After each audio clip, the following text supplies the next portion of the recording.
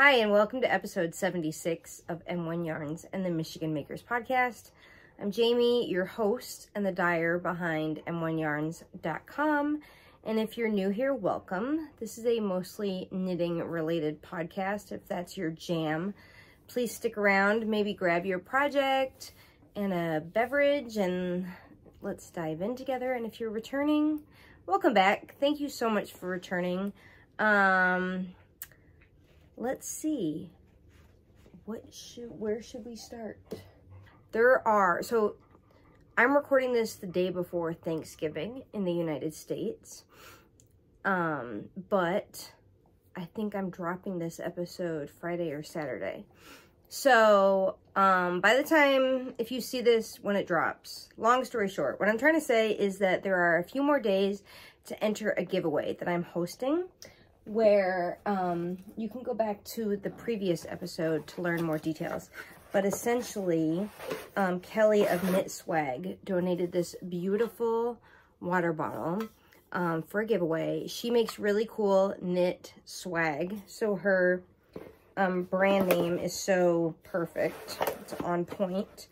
And the giveaway is, if you were to design a yarny themed water bottle, what kind of things would you want to see on it? You can see what she has on this one. So just comment below what kind of graphics you would put on a fiber related water bottle, and you could get a chance to win this. So thank you, Kelly, for donating that for the giveaway. Please go check her out on Instagram, as she has some really cool stuff going on. I will just leave it like that. She's definitely worth checking out. Okay, so should I talk about what I'm wearing real quick? This is the Zyan, I think is how you pronounce it. This is a sweater I knit maybe a year or so ago, I want to say. Color work. These are, you could do these with like a set of minis. Oh, and I have the cutest set of minis in the shop. I'll have to find it and post a photo. So you could do it with minis for like, where the yellow and the pink and the black and this like almost orangey, goldish color are. And then maybe like if you have some leftovers for here, and then a couple skeins for the body. This is undyed merino, yak, and silk, and I absolutely love it. So, you know, lately I have been learning how to spin on my electric spinning wheel, my electric eel wheel 6, which I'll get to in a minute because I have some exciting updates on that.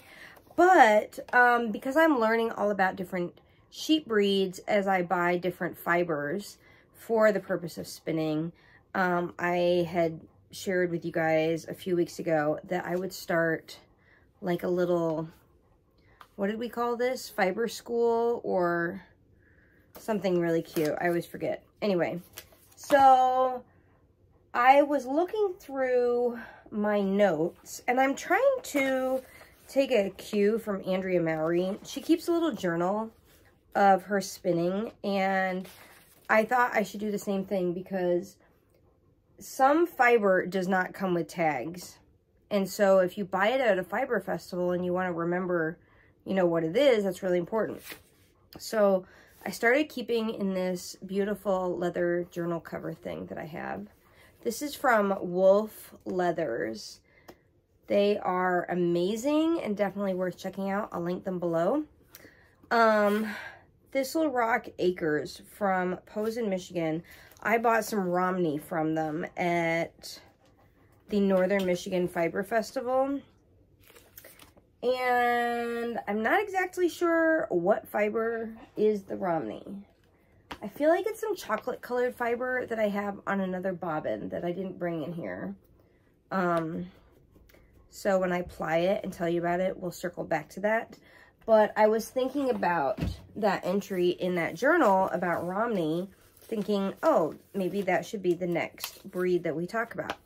So indulge me in this quick little fiber lesson. Romney are large, calm, friendly. Oh, and by the way, this is from the Field Guide to Fleece. Excellent, excellent book. Romney are calm, friendly English long wool, and their wool is versatile and lustrous, ranging from moderately coarse to fairly fine. Their fleeces are large and dense with distinct hanging locks. Their wool takes dye well. The coarser Romneys make great outerwear, rugs, mats, and other durable items. Finer fleeces work well for sweaters and whatnot.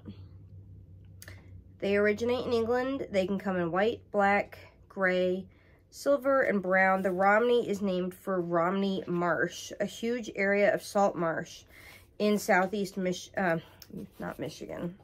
That's where I am. Southeast England, made habitable by an ancient system of drainage ditches and seawalls. Romneys are bred to grow high-quality fleeces even in very damp conditions. And I may be wrong in saying the Romney is this chocolate-colored fiber that's in the other room. It could be this. This is my first ply that I just finished. I put a zip tie on it just to keep it a little bit organized. That I just finished plying the other day. You're probably, if you're an experienced spinner, you're probably thinking, oh, Jamie, this is terrible. And it probably is, you're right. But I'm really proud of this. This was one of my really first fiber bats that I spun. And I just got my new Lazy Kate from Snortimer's Hub. I'll insert a photo of it here. And I plied this fiber that I had spun. I plied it with a strand of Surrey alpaca and silk that I had left over in my yarn stash. And I did so because I basically wanted to just learn to ply. I didn't want to worry about what I was creating and consistency and that whatnot. I just wanted to learn the action of pulling two strands together into a ply as best as I could. And I'm actually really happy. The alpaca and silk made this super soft. It previously was probably bordering on a little bit itchy, I might say. But yeah, this is really beautiful. I gave it a little bath last night and hung it to dry. And funny story, you're probably like, Jamie, why is your hank so short? So I bought, hold that thought, at a fiber festival this summer, I bought this Nitty Knotty, and this thing like turns like that. And I thought I had a clear idea of how to use it. I don't think I did, because last night I watched a YouTube video after making this hank on it and realized I did some things wrong. That's okay, you live and learn. I basically, if I'm holding it like this, I wrapped it like this. Occasionally I would cross, and then I'd wrap it on the other side. Occasionally I'd cross, and so on and so forth. And I think there's a little bit more to it. So I'm going to watch a few more plying videos on YouTube before I make another hank, so that I actually make a proper length hank. But it really doesn't matter, because it's going to get put on my Swift and caked into a ball and knit. So that's the whole goal. I think I'm going to knit a hat out of this. I have to weigh it. I honestly don't know how much I have here. I would probably say, I'd have to guess. This would be a fun drinking game. I don't know yardage because I don't have a yardage counter. Maybe I should buy one. Oh, that's a really good idea.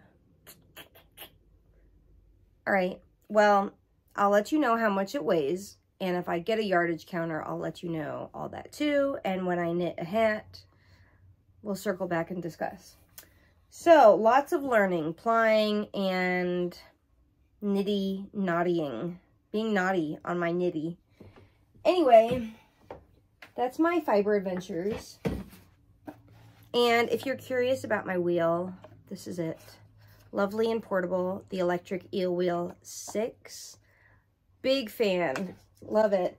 So if you've been here a minute, you know I've been knitting this sweater for a good 6 weeks or so.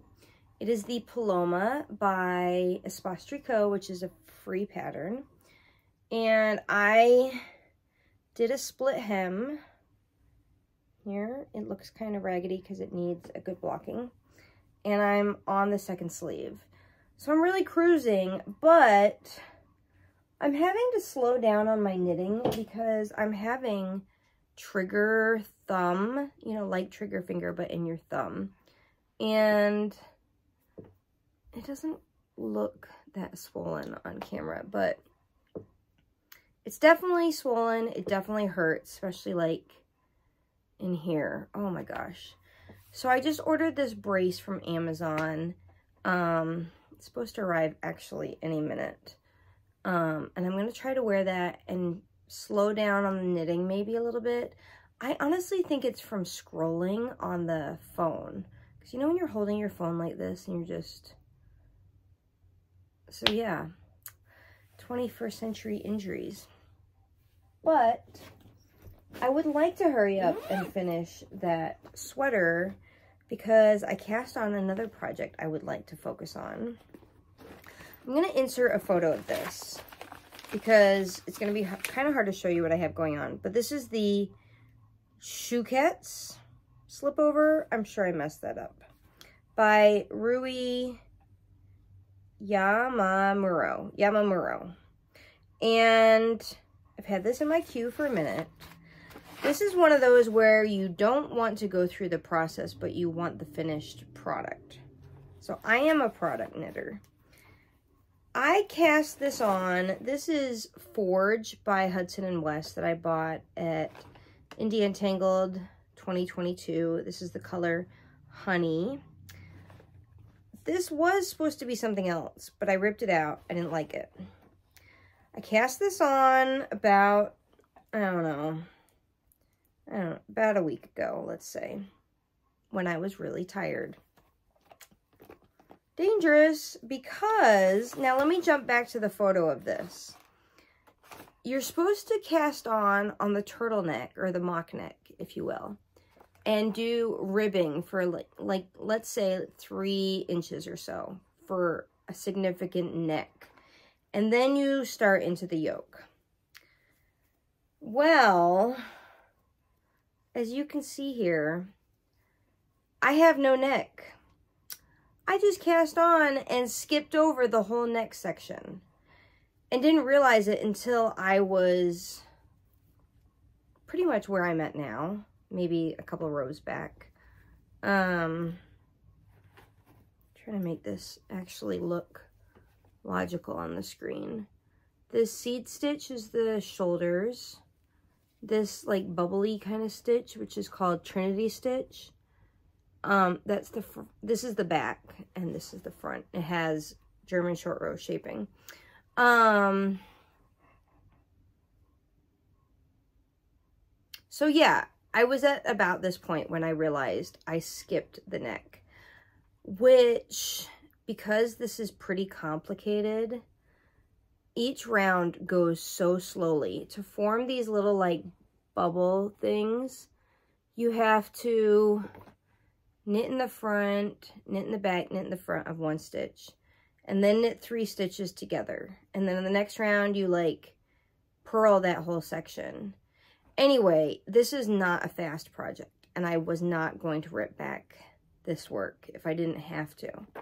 So what I'm going to do at the end is pick up and then do the ribbing going up, which I think is fine. No one will ever know. And I actually think I'm going to make it like a double layer turtleneck, which is much more my jam than just a single. I think single layer knit turtlenecks tend to do this. See how this is like floppy? I mean, this is a stiffer yarn than this, but I still like a double layer turtleneck. like really traditional. Yeah, this yarn is 70% merino and 30% Corriedale. So the good thing about this, since it's slow, is there's no sleeves. The bad thing is it's just slow. So once I finish my Paloma and this, I really want to knit a scrap busting project. If you've been around here recently, you know I knit the ass warmer. I'll put a picture on screen. And I loved it. I love that. I want to call it a sweater. It's like a sweater for your butt. Love it. So every year around this time, I sort through all my little leftovers of yarn, the little balls that you keep, and you're like, I don't know what I'm going to do with this, and I make something scrappy. And that skirt that I just showed you was also a scrappy project, but it was like 3 larger quantities of scraps. This one is going to be truly scrappy because I have this whole bucket full of like neutrals. You can kind of see I have like a color theme. These are all leftovers from projects like from years. I mean, I have stuff going back. This was from something in 2017. I distinctly remember it. Anyway, so I want to cast on another one, and I'm going to do a scrappy skirt. I think that's all I have for you today. A nice quick episode. Shout out to my friend Akia. She just started a podcast. If you're familiar with Akia's designs, she's amazing and just a lovely human being. We went to Rhinebeck together this year, and she just kicked off her podcast with a little Rhinebeck recap. She is Dr. Charlie Untangled on YouTube and Instagram. So I just want to send her some podcast love, and go check her out. So I hope you all are doing well and that your fiber time is bringing you joy and no injuries. And until next time, I'll talk to you later. Bye.